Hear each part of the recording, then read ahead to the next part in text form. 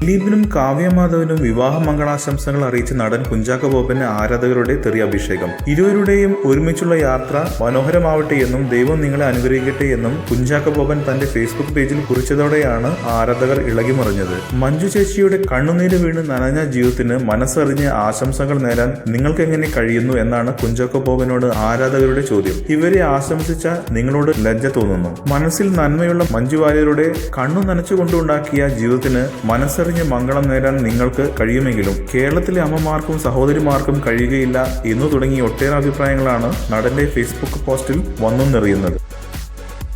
കൂടുതൽ സിനിമാ വാർത്തകൾക്കും വിശേഷങ്ങൾക്കും ഇപ്പോൾ തന്നെ സബ്സ്ക്രൈബ് ചെയ്യൂ മലയാളം ക്രിയേഷൻസ്.